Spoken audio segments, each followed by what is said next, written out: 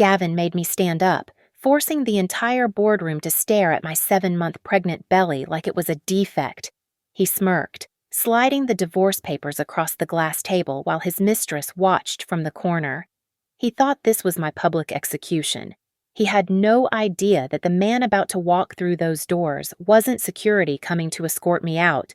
He was the new owner, and he was my father. My name is Roxanne Hartwell, and for the last 10 minutes, I had been standing at the head of a mahogany table in a glass-walled conference room 40 floors above downtown Dallas. My husband, Gavin Royce, sat at the opposite end. He looked like the picture of corporate success in his tailored navy suit, but his eyes were cold, predatory things that stripped away my dignity layer by layer. He tapped his pen against the glass surface. Turn around. Roxanne, let the board see exactly why we are discussing image rebranding today. I did not move. My legs were swollen, and the ache in my lower back was a dull, constant throb that screamed for a chair. I was 7 months pregnant, carrying a child he had claimed to want right up until the moment my waistline expanded beyond his aesthetic preference. Gavin, please, I said, my voice steady despite the trembling in my hands. This is a quarterly review. My physical state is irrelevant to the data. He laughed, a dry, sharp sound that made the junior executives flinch. Irrelevant. You are the face of the Hartwell Charity Initiative. Roxanne, look at you. You look heavy, exhausted. Frankly, you look like you gave up on yourself 6 months ago. It is bad for morale. It is bad for the stock price. He picked up a thick document bound in blue plastic and slid it across the long table. It spun perfectly, stopping inches from my fingertips. I am doing this for the company, Gavin said, his voice dropping to that fake sympathetic tone he used when he wanted to manipulate reality. And for you, you need rest, not responsibility. Those are divorce papers. Roxanne, sign them. Go to the lake house. Hide away until you are presentable again. I looked past him to the corner of the room. Sloane Mercer sat there, legs crossed, scrolling on her phone. She was wearing a tight white dress that highlighted everything I currently was not. She looked up, caught my eye, and offered a small, pitying smile that did not reach her dead eyes. She was the fitness consultant Gavin had hired 2 months ago. Now she was the one whispering in his ear about timelines and assets. The room was silent. 12 men in expensive suits looked down at their tablets, terrified to witness the public execution of the CEO's wife. I did not cry. I reached into my tote bag and pulled out a single cream-colored envelope sealed with red wax. I placed it gently on top of the divorce papers. You are making a mistake. Gavin, I said softly. You are divorcing the wrong person. Gavin leaned back, interlacing his fingers behind his head. He chuckled, shaking his head as if dealing with a petulant child. Write that down, he said to the corporate attorney on his right. She is delusional, hormonal imbalance, noted as a sign of mental instability. If she refuses to leave, call security. I do not want a scene. I am not the one making a scene. I replied. Get her out of here, Gavin snapped, his patience snapping like a dry twig. Now, before the secretary could reach for the phone, the double doors at the entrance burst open with a force that rattled the glass walls. A man with silver hair, dressed in an impeccable charcoal suit, strode into the room. He moved with a kinetic energy that sucked the air out of the space. 2 large security guards flanked him, but they were not building security. They wore earpieces and moved with military precision. The silver-haired man walked past the stunned board members, past Sloane, who had frozen with her phone halfway to her mouth, and walked straight to me. He did not even glance at Gavin. He stopped in front of me and bowed his head slightly. Ms. Roxanne Hartwell, he said, his voice deep and respectful. The board is waiting for your signature to finalize the transfer of control. The sound of my maiden name Hartwell hit the room like a physical blow. A murmur rippled through the executives. Gavin stood up, his face flushing a deep, angry red. "Excuse me, who the hell are you? This is a closed meeting." The man turned slowly. He looked at Gavin with the same disinterest one might show a bug on a windshield. "I am the lead legal representative for the Hartwell Meridian Trust," the man said, his diction crisp and cutting. "The entity that, as of 9 this morning, acquired a 51% controlling interest in Royce Data Systems."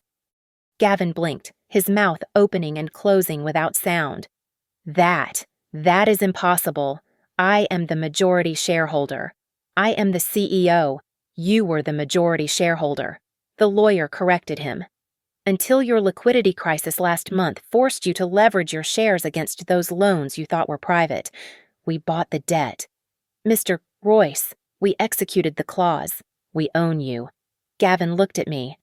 For the first time in months, he truly looked at me, not at my stomach, not at my swollen ankles, but at my face. The arrogance was gone, replaced by a dawning, horrifying realization. I placed a hand on my belly, feeling the baby kick against my palm. "We will talk more." "Gavin," I said, my voice ringing clear in the dead silence of the room, "but only after you understand what the word ownership actually means." I turned to the lawyer. "Lead the way." The silence behind us was absolute, heavy with the weight of a power that had just shifted tectonically. Before I was the woman standing in a glass boardroom holding a detonation code in an envelope. I was just Roxanne, 32 years old, a coordinator at Lakeshore Women's Center, a small private clinic where the carpet was always a little worn and the coffee was always a little burnt. I liked it there. I liked the simplicity of it. I drove a 5-year-old sedan, rented a small apartment with drafty windows, and lived with a deliberate rejection of excess. I hated the way money made people look at you like they were calculating your net worth instead of your character. I suppose that is why I ran away from Wade Hartwell, to the few people who knew him back in our dusty hometown in Missouri. My father was just a mechanic with grease permanently etched into his fingerprints. He was a man of few words, and those words were usually orders. I grew up thinking he was cold, rigid, and controlling. I thought his obsession with privacy and his refusal to let me talk about our family business was paranoia. I did not talk to him for 3 years after college because I wanted to breathe air that didn't smell like engine oil and secrets. Then I met Gavin. It was at a networking mixer I had been dragged to by a donor for the clinic. Gavin did not smell like oil. He smelled like sandalwood and ambition. He approached me with a smile that felt like a warm spotlight, and when he spoke, he used that boardroom voice, deep, reassuring, the kind of voice that sells you a dream before you even know you want to buy it. "You have the kind of eyes that actually listen," he had told me that night. We fell in love fast, or rather, I fell, and he caught me with practiced ease. We were married 6 months later, and that was when the editing began. It started so subtly, I almost thanked him for it. He would reach over and smooth my hair, suggesting I wear it up because it looked more elegant. He would critique my laugh, telling me it was a bit too loud for these dinners. Then came the issue of my name. We were sitting in our new kitchen, the granite countertops cold under my elbows. "Roxanne," Gavin said, swirling his scotch. "Why are you so attached to Hartwell? It sounds heavy. It sounds like you are trying to be powerful. It is my name." "Gavin," I replied, confused. "It is a mechanic's name."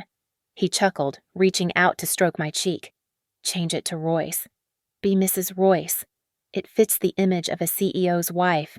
It is cleaner." I thought he was trying to protect me, to include me in his shimmering world. I did not realize that every compliment was a measurement, and every critique was a lock clicking into place. The control tightened like a noose made of silk. He demanded my phone passcodes, claiming it was for our digital security. He started asking questions about my father, questions that felt less like curiosity and more like an audit. "Does Wade still own that land behind the shop?" he would ask casually over dinner. Or, You never mentioned if your father had any silent partners. When I dodged the questions, he would get cold, punishing me with silence for days. I wanted to believe I was wrong. I wanted to believe my husband loved me, not the ghost of a potential inheritance he seemed to sniff out. But the illusion shattered one night at 2 a.m. I had woken up thirsty and walked to the hallway. Gavin was on the balcony, the glass door cracked open just an inch. He was on the phone, his voice low but distinct. The timeline is shifting, he whispered, sounding irritated. She is clueless. No, the asset is definitely there. We just have to wait for the right moment to trigger the transfer. I can't push her too hard yet. I froze, my hand hovering over the light switch. Asset, timeline, target. When he came back to bed, he kissed my forehead and whispered, "I love you." I lay there in the dark, my heart hammering against my ribs. I told myself I was being paranoid. I told myself I was just a pregnant, emotional woman who was reading too much into a business call. You are just being sensitive. Roxanne, I whispered to myself in the dark. And looking back now, I realized that was exactly what he needed me to believe. He needed me to doubt my own mind so he could pick the lock of my life without me making a sound. When the second trimester hit, Gavin stopped trying to mold me and started trying to break me. The subtle critiques of my hair and clothes vanished, replaced by a weaponized focus on my biology. My pregnancy became his favorite ammunition. He did not see a miracle growing inside me. He saw a flaw that he could exploit. My weight became the legal reason for every humiliation he inflicted upon me. It started at the grocery store. He would stand by the cart, scanning items like a customs officer. If I reached for a box of granola bars, he would snatch it away and place it back on the shelf with a sigh that drew stares from other shoppers. "We are cutting the sugar, Roxanne," he would say, loud enough for the woman in the next aisle to hear. "I am just looking out for the baby. You have already gained 20 pounds. Do you want to be immobile?" He forced me to keep a food diary. Every evening, he would sit at the kitchen table with a red pen, circling my snacks and shaking his head. It was not care. It was a performance. He was training me to feel shame every time I felt hunger. The surveillance escalated, one Sunday afternoon, heavy with exhaustion. I fell asleep on the living room sofa. I woke up to a soft click. My eyes fluttered open to see Gavin standing over me, his phone aimed directly at my face, his thumb hovering over the shutter button. He was not taking a photo of his sleeping wife. He was documenting a lazy spouse. "What are you doing?" I asked, my voice groggy. He pocketed the phone smoothly. "Just capturing reality, babe. In case we ever need to remember why the house is a mess. The doctor's appointments were worse." He insisted on coming, but not to hold my hand. He came to perform for an audience of medical professionals. During my 28-week checkup, while I was lying vulnerable on the exam table, Gavin interrupted the obstetrician. "Doctor, honestly," he said, his voice dripping with fake concern, "is her weight gain normal? It seems excessive. Is she endangering the child with her lack of discipline? I am very worried she is not mentally equipped to handle the physical stress." The doctor looked uncomfortable, but Gavin had planted the seed, "unfit mother." Then came the invasion. I came home early from the clinic one Tuesday to find a silver Porsche in my driveway. Inside, Sloane Mercer was leaning against my kitchen island, wearing a sports bra and leggings that looked painted on. She was holding a ceramic mug, my mug, the one with the hand-painted lark I had bought at an art fair years ago. She blew on the tea and smiled, completely unbothered. "Oh, hi," she chirped. Gavin left the door unlocked for me. "We were just going over some fitness protocols for his team. He just wants everything tidy so you don't have to stress yourself out." She took a sip from my cup. It felt like she had slapped me. The end came swiftly after that. I returned home 3 days later to find my key would not turn in the lock. The code on the smart pad blinked red. "Access denied." I walked to the detached garage and found 3 black garbage bags sitting on the concrete floor. My clothes. My phone pinged with an email notification. It was a file titled Dissolution of Marriage Agreement. The terms were brutal. A lump sum of $10,000. No alimony. And a terrifying clause demanding a non-disclosure agreement in exchange for silence. But he did not stop at money. The legal motions followed within hours. He filed an emergency petition for medical power of attorney over our unborn child, citing my erratic behavior and signs of prenatal instability. He was building a narrative where I was too crazy to be a mother. That night, shivering in a cheap motel room because my accounts had been frozen, I received a text from him. It was the cruelest thing he had ever written, disguised as kindness. Just sign it. Roxanne. Stop fighting. I will even pay for a trainer after the birth. I can help you. Get your shape back. Do it for the kid. I stared at the glowing screen, and suddenly, the tears stopped. The fog cleared. I realized then that Gavin did not leave me because he fell out of love. You cannot fall out of something you were never in.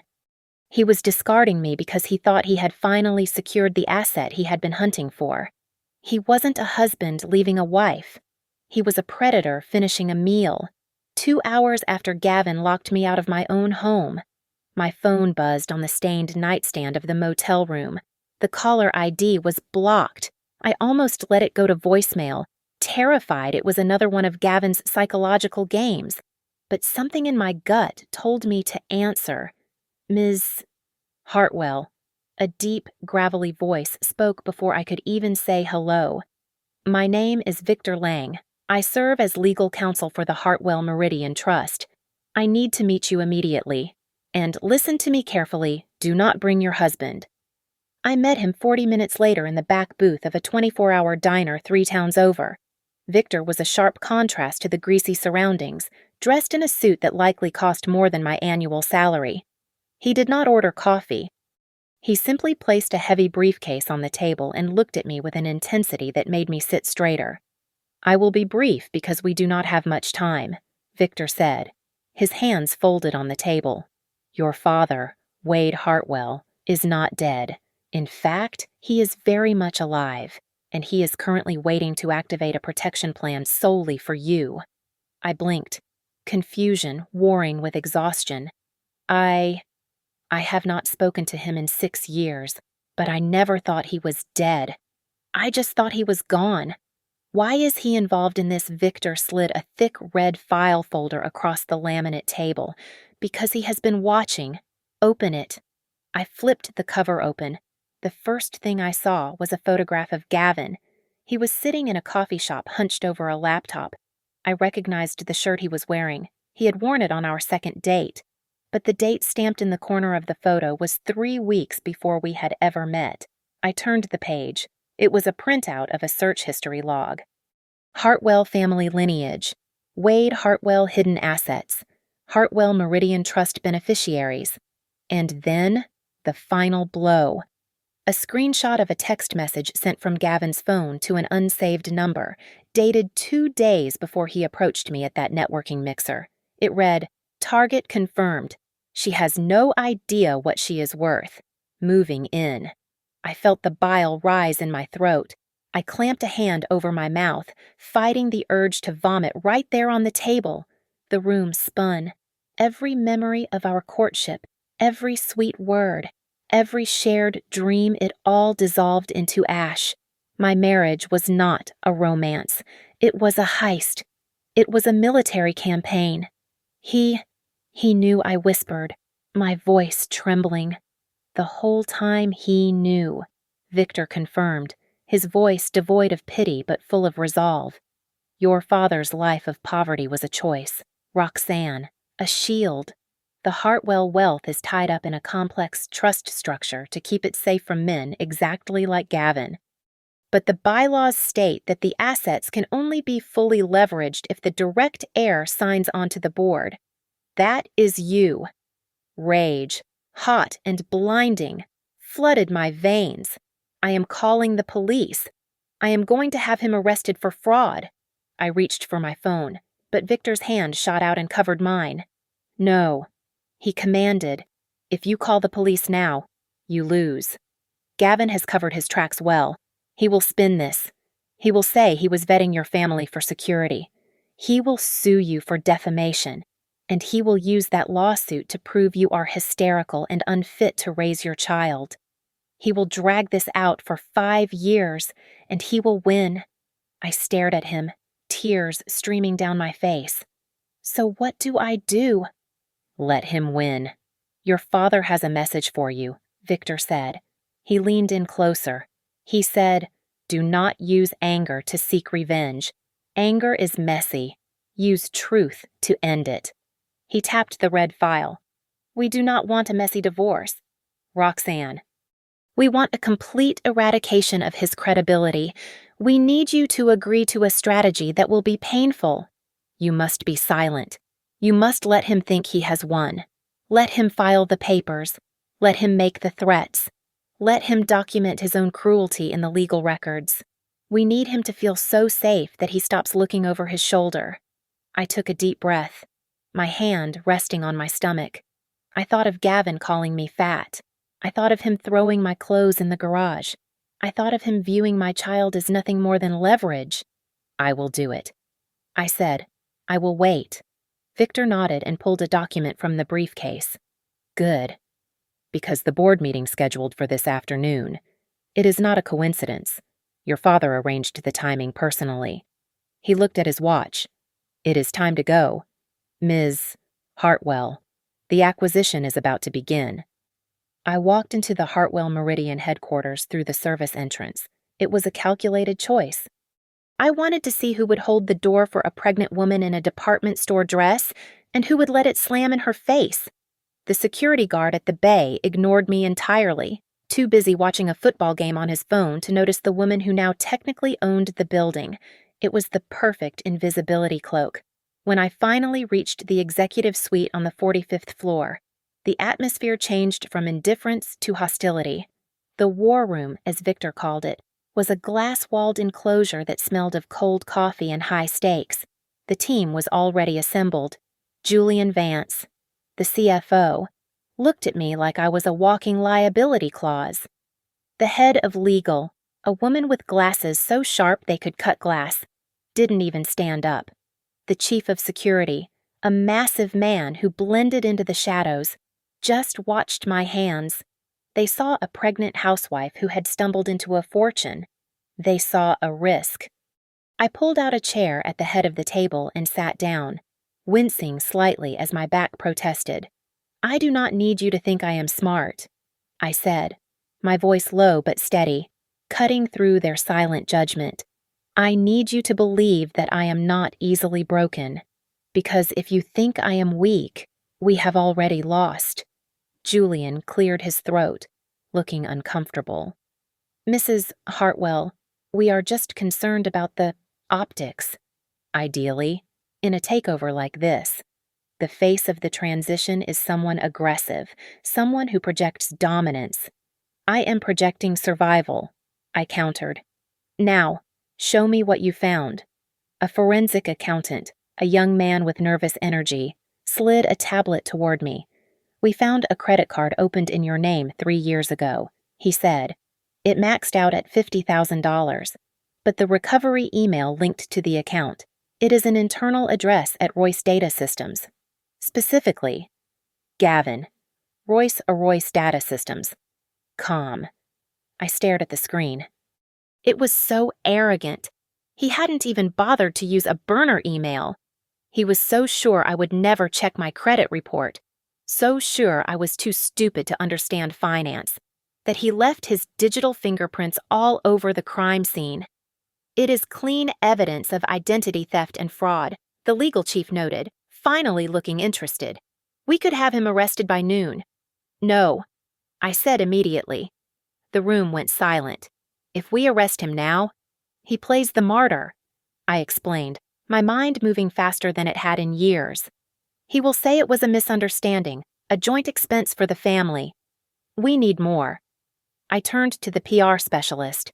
What is the narrative he is painting you as unstable? she said bluntly. We need to counter that. I suggest a series of interviews where you look polished, put together, deny the weight gain comments. No, I said again, we do not deny anything. We do not engage with the insults. If I defend my body, I validate his attack. Instead, we pivot. I picked up the schedule for the upcoming shareholder gala, a lavish $1 million event Gavin had planned to celebrate his success. Cancel the champagne fountain, I ordered. Cancel the imported oysters. Take the entire budget for the party, every single cent of that $200,000, and donate it to the Rural Maternity Care Fund. We are going to turn this belly from a symbol of shame into a symbol of philanthropy. Let Gavin explain why he hates a charity for mothers.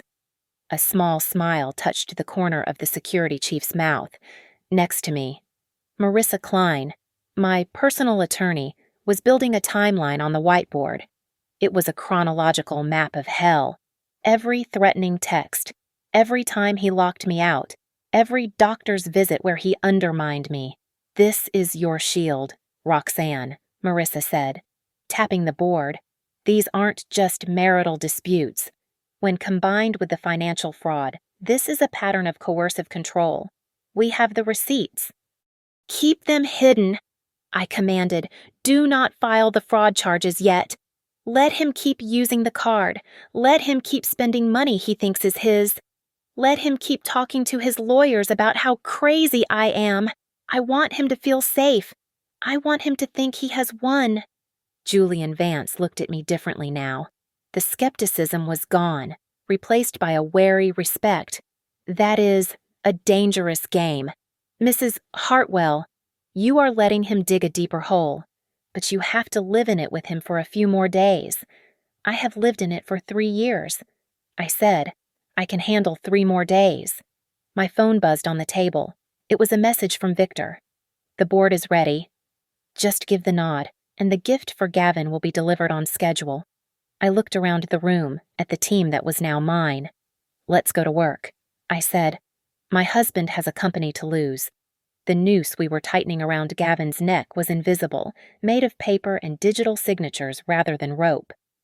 The first move was corporate. Hartwell Meridian quietly executed a buyout of the logistics firm that supplied the core data servers for Gavin's company. He had spent the last 6 months bragging to shareholders that this data system was his career child, the innovation that would make him a legend.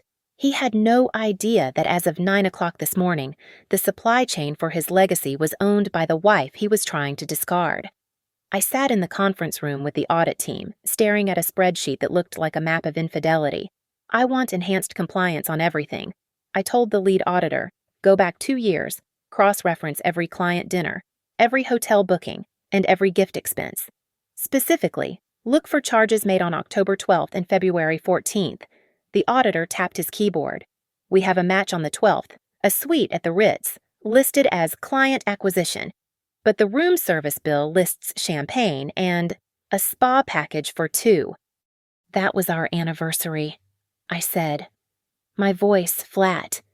He told me he was in Chicago. My phone rang. It was Jade Holloway, my best friend from the clinic. Her voice was shaking. Rox, you need to hear this, Jade said. He just called me. I put it on speaker and recorded it with my other phone. She played the audio. Gavin's voice, smooth and manipulative, filled the room. Jade, look. I know you and Roxanne are close, but she is not well. She is imagining things. I am worried she might hurt herself or the baby. If you could just testify to her state of mind, I know you have those student loans lingering. I could help with that. Consider it. A tuition reimbursement for helping a friend. I closed my eyes. He was trying to buy my best friend to paint me as a lunatic. Did you tell him to go to hell? I asked. I told him I would think about it, Jade said, her voice fierce. Because now we have him on tape attempting to bribe a witness. Send it to Marisa, I said. Add it to the pile. The attacks were coming from all sides. An hour later, the PR specialist projected a video onto the wall. It was Sloane. She was sitting on a plush sofa, wearing soft lighting and no makeup, looking directly into the camera with teary eyes. The video was titled, "My Truth." "It is so hard when you try to help someone who is just toxic," Sloane whispered in the video, wiping away a fake tear. "I tried to be a support system for this family, but the jealousy, the gaslighting, it is just too much." My hands curled into fists under the table. She was using the buzzwords of victims to protect her role as the abuser. "Do we respond?" Julian asked.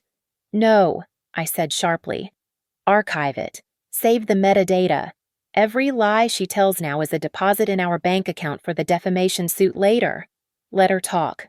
Let her dig the grave." Marisa walked in with a court order in her hand. "The litigation hold is active. We have secured a preservation order for all his digital footprints, emails, login logs, the IP address he used to open that credit card in your name. If he tries to delete a single file now, he goes to jail for destruction of evidence." It was happening. The walls were closing in, and he didn't even know he was in a cage. Victor leaned forward. "Your father is ready.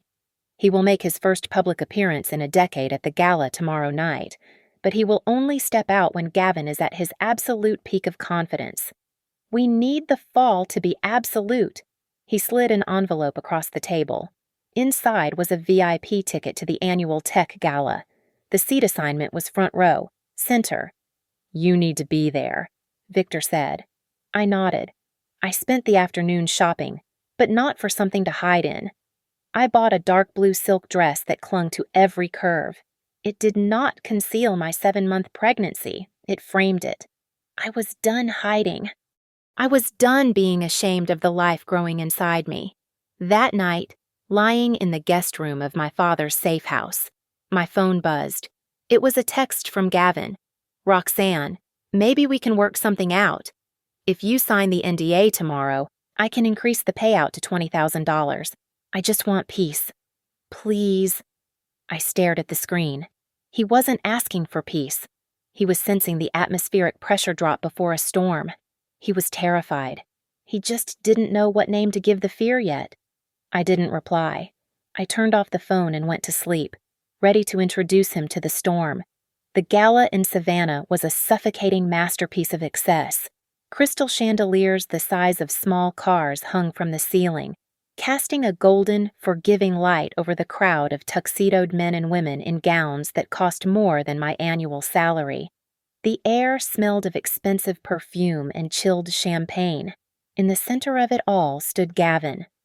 He held court like a monarch, laughing loudly at a joke from a banking executive while Sloane draped herself over his arm, glittering in sequins, looking less like a partner and more like a spoil of war he was parading through the Capitol. I entered the ballroom quietly. I was wearing the dark blue silk dress I had bought yesterday. It did not hide my 7-month pregnancy, it framed it. I held my head high, my hand resting protectively on my stomach. Gavin spotted me almost immediately. His smile faltered for a fraction of a second before hardening into a sneer. He excused himself from his circle and intercepted me near the heavy velvet curtains of the entrance. "You have got to be kidding me," he hissed, leaning in close so the donors nearby would not hear. "Did you come to apologize, or did you come to learn how to keep a figure? Because honestly, Roxanne, you are embarrassing yourself." I looked him dead in the eye. I did not shrink.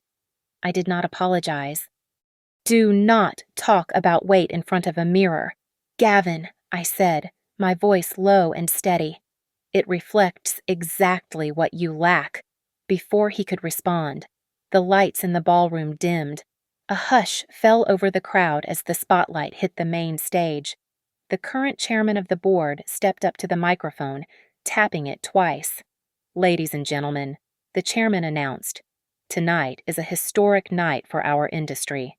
We are here to announce a merger that redefines our future, a partnership built on strength and vision."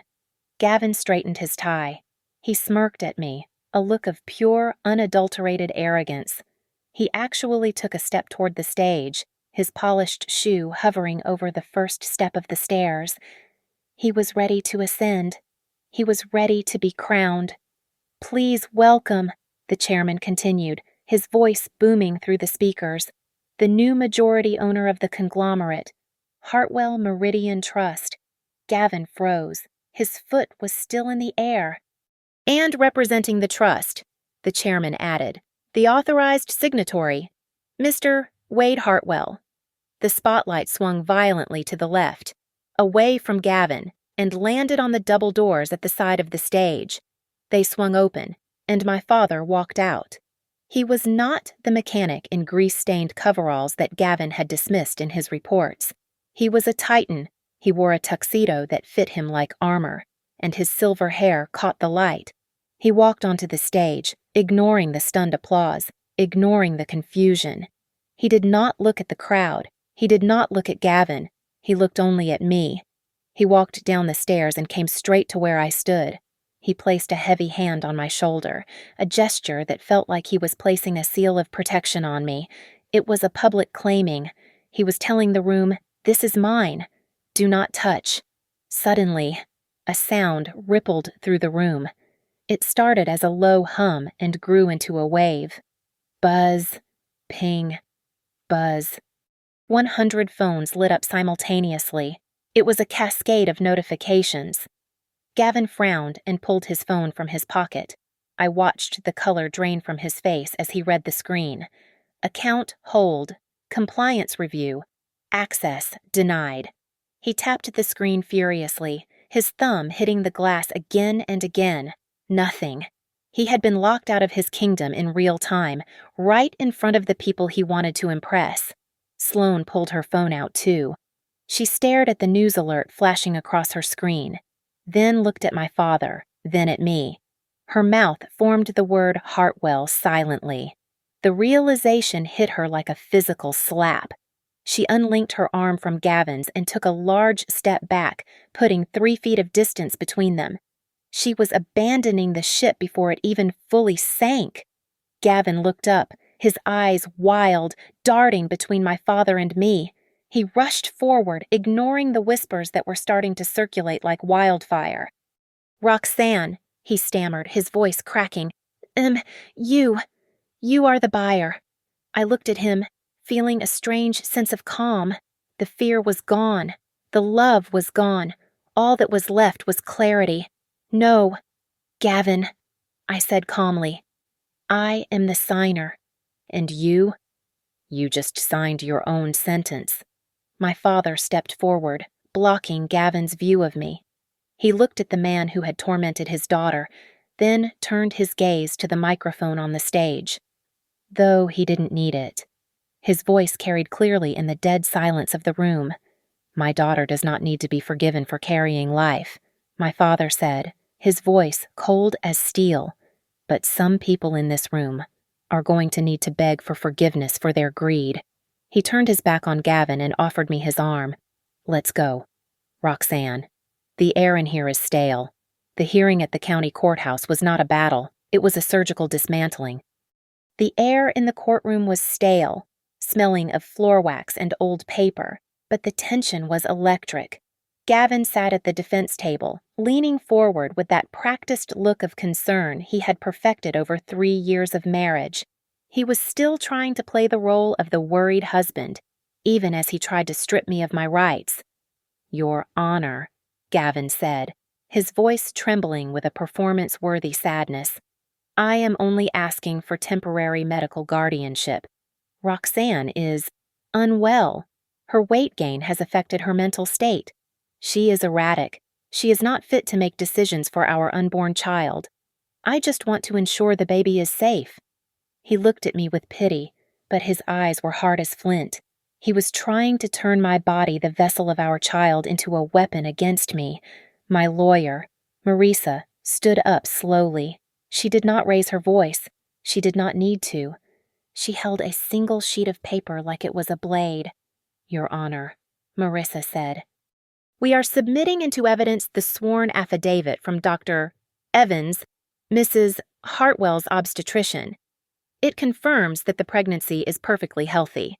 It also includes a clinical note dated 2 months ago stating that the primary source of maternal cortisol and stress is, and I quote, Harassment and verbal abuse from the father. Marisa walked to the clerk and placed a stack of papers on the desk. We also asked the court to read into the record these text messages sent from the petitioner to my client over the last 6 months. The bailiff picked up the sheet and began to read in a monotone voice that made the words sound even more horrific. Text dated March 4th. You look disgusting. Do not come to the office party. Text dated April 10th. You are heavy and embarrassing. Hide yourself. Text dated May 2nd. If you do not sign the papers, I will make sure you end up with nothing but debt. The courtroom went dead silent. The court reporter's typing was the only sound. Gavin shifted in his seat, tugging at his collar. The worried husband mask was slipping, revealing the bully underneath. Furthermore, Marisa continued, relentless. We have the results of the digital forensic warrant granted yesterday. It shows a credit card opened in Mrs. Hartwell's name without her consent.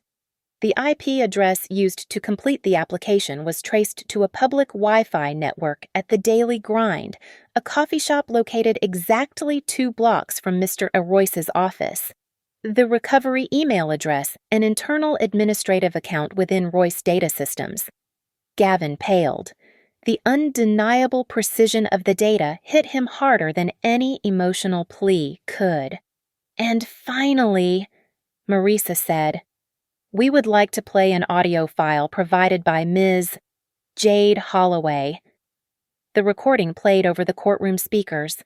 Gavin's voice filled the room, offering to pay off Jade's student loans in exchange for perjury. It was a direct, recorded attempt to bribe a witness. I was just trying to help a friend, Gavin stammered, standing up halfway. That is taken out of context. Sit down. Mr. Royce, the judge ordered, her voice sharp. Then came the final blow. Sloane Mercer was called to the stand. She walked in wearing a modest gray dress, looking nothing like the glitzy influencer from the gala. She looked terrified. She took the oath, her eyes darting toward Gavin, then away. Ms. Mercer, Marisa asked, were you aware of Mr. Royce's financial situation when you recorded the video titled My Truth? I thought he was wealthy, Sloane whispered. He is being investigated for fraud, Marisa said coldly. If you knowingly participated in a campaign to discredit Mrs. Hartwell to aid in that fraud, you are looking at conspiracy charges. Unless, of course, you were coerced. Sloane cracked instantly. The fear of prison outweighed her loyalty to a sinking ship. He wrote the script. She blurted out, pointing a shaking finger at Gavin. He told me exactly what to say. He said Roxanne was crazy. He promised me that once he got the controlling interest in the company, I would be the first lady of the empire. I didn't know he was stealing her identity. Gavin slammed his hand on the table. Shut up, Sloane ordered, the judge yelled. At that moment, Gavin's lawyer, a high-priced shark from a top city firm, stood up and began packing his briefcase. Your Honor, the lawyer said, not even looking at Gavin, I must request to withdraw as counsel immediately. My firm is on a retainer for Hartwell Meridian Trust. Since the ownership of the defendant's company has transferred to the trust, we have an irreconcilable conflict of interest. We cannot represent a defendant who is suing our own client. The judge nodded. Granted. The lawyer walked out, leaving Gavin sitting alone at the large wooden table. There were no flashing lights, no applause, no adoring fans. Just a man in an expensive suit, sitting in a plastic chair, surrounded by the wreckage of his own lies. He looked at me, desperate for me to fix it, but I just watched him. The PR smile was gone. The truth had finally arrived, and it was heavier than he could bear. Gavin was cornered, but a trapped animal is always the most dangerous. He leaned into the microphone, his eyes manic, sweat beading on his forehead. Your Honor, this is a witch hunt, Gavin shouted, his voice echoing off the wood-paneled walls.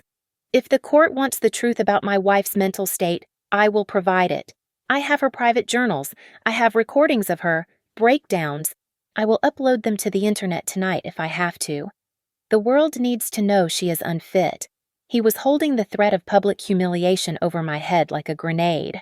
He thought I would flinch. He thought the old Roxanne, the one who apologized for taking up space, would beg him to stop. But I remained seated, my hands folded calmly over my stomach. My public relations strategist, who had been sitting quietly in the gallery, stood up and handed a document to the bailiff. "Your Honor," Marissa said, her voice bored, "that is a direct threat of revenge porn and a violation of HIPAA regulations. We anticipated this. We have a temporary restraining order ready for your signature that blocks the release of any personal media, with a penalty of 5 years in federal prison for contempt." Gavin's mouth snapped shut. His grenade turned out to be a dud. Before he could pivot, Victor Lang stood up from the bench behind me. He was holding a file that looked different from the others. It was old, weathered, and marked with a stamp that read, "Confidential Investigative Report." "Mr. Royce seems to believe this is a domestic dispute." Victor addressed the court. "It is not. It is a criminal conspiracy. We would like to introduce the protective file into evidence." Victor walked to the witness stand and placed a photograph in front of Gavin. "Mr. Royce," Victor said, "this is a screenshot of a text message sent from your phone 3 years and 2 months ago. That is 4 months before you accidentally met Ms. Hartwell at a mixer." Gavin stared at the paper. His hands began to shake violently. "Read it," Victor commanded. Gavin stayed silent, his breath coming in short, shallow gasps. "I will read it for the record," Victor said. "The text was sent to your personal broker. It reads, 'Target confirmed. Her father is the whale, but she is the key. I will marry her, isolate her, and wait for the asset activation. It is a 5-year plan. Max." A collective gasp went through the room. It wasn't just a bad marriage. It was a heist. I wasn't a wife to him. I was a safe he was trying to crack. The heavy double doors at the back of the courtroom opened. My father, Wade Hartwell, walked in. He did not look like a savior. He looked like a judge. He stopped at the railing, his eyes locked on Gavin. "You have 2 choices, son," my father said, his voice carrying the weight of absolute authority. "You can confess to the fraud right now and accept the plea deal my daughter is offering. Or I can press full criminal charges for grand larceny and corporate espionage. If I do that, you will not see daylight for 20 years. Gavin looked at the judge, then at my father, and finally at me. He tried to soften his face, attempting to summon the charm that had fooled me for so long. "Roxanne, babe," he pleaded, his voice cracking. "We are family. Think about the baby. Do you really want our child's father in prison? I got lost. Okay, but we can fix this. Just drop the suit. Do not use my child as a shield for your greed." I cut him off, my voice sharp enough to draw blood. "You never wanted a family. You wanted a hostage. We have one more thing." A voice called out. Julian Vance, the CFO of the company Gavin used to run, walked briskly toward the plaintiff's table. He held a single receipt. "We just finished the enhanced audit," Julian said, handing the paper to the judge. "Mr. Royce claimed he was in a client meeting in Aspen on your 2nd wedding anniversary. He charged $5,000 to the corporate account for a luxury suite." Julian pointed at Gavin. "The hotel security footage confirms he was not with a client. He was with Ms. Sloan Mercer. He embezzled company funds to cheat on the company owner." The judge looked up from the receipt, her expression one of pure disgust.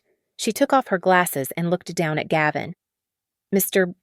Royce," the judge said, "you are out of options.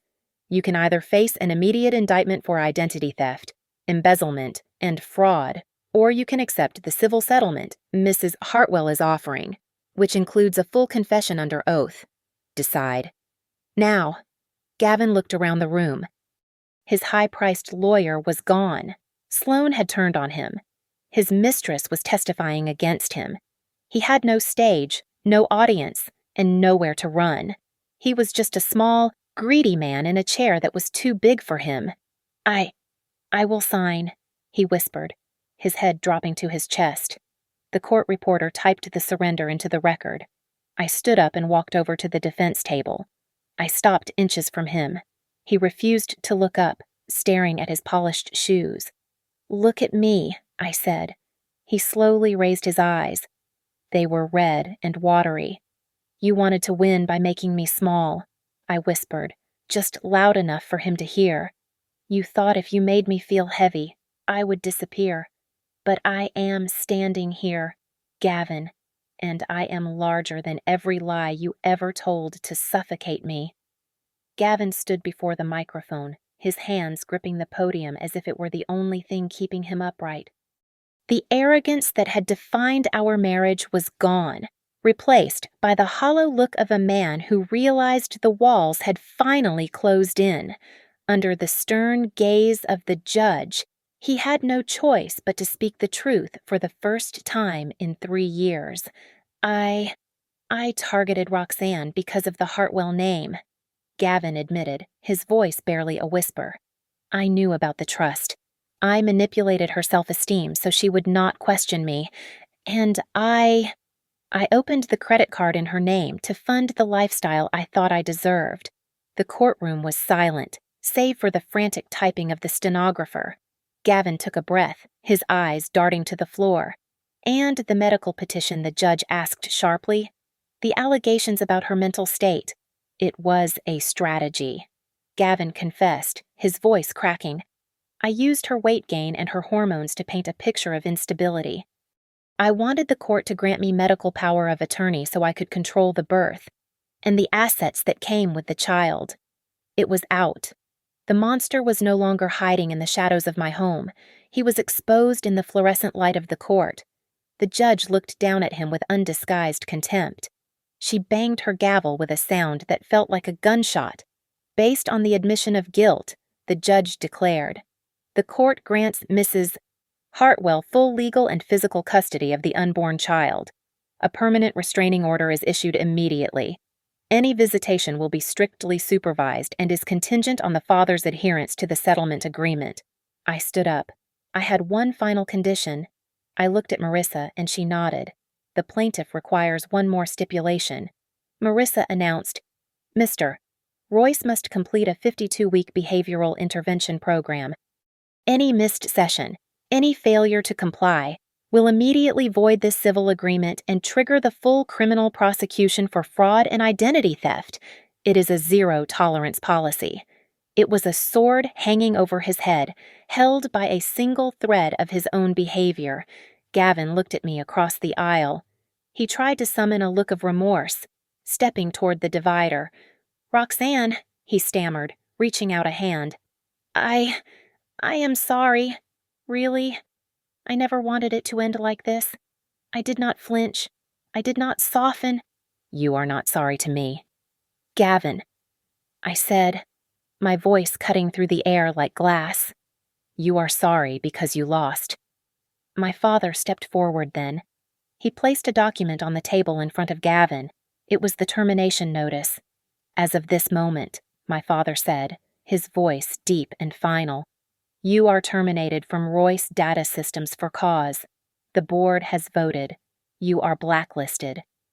"There is not a reputable company in this country that will hire a CEO who defrauded his own wife." Gavin slumped into his chair. "A king with no kingdom." At the back of the room, Sloane stood up abruptly. She checked her phone, and I saw her face pale. The news had broken. Her sponsors were dropping her in real time. She looked at Gavin, then at me, and fled the courtroom, the click of her heels sounding like a retreat. She had built her life on a lie, and the truth had just bankrupted her. I turned and walked toward the heavy oak doors. My father walked beside me, but he did not hold me up. He knew I could stand on my own now. As I stepped into the hallway, a sharp, tightening sensation wrapped around my abdomen. I stopped, placing a hand on my belly. It was a contraction. It was strong, deep, and undeniable. It did not feel like pain. It felt like a punctuation mark. My body was telling me that one chapter was closed and another was fighting to begin. I looked through the glass doors at the bright afternoon sun hitting the pavement outside. I took a deep breath, filling my lungs with air that finally felt mine. You used to tell me I was too heavy. Gavin. I whispered to the empty air, knowing he was still sitting in that chair, staring at his ruin. But the heaviest thing I ever carried was my tolerance for you. Today, I put it down. Thank you so much for listening to this story. I would love to know where you are tuning in from. So please drop a comment below and share your thoughts on Roxanne's journey. If you enjoyed this story, please make sure to subscribe to the Lily Revenge Stories channel, like this video, and hit that hype button so this story can reach even more people. Your support means the world to us.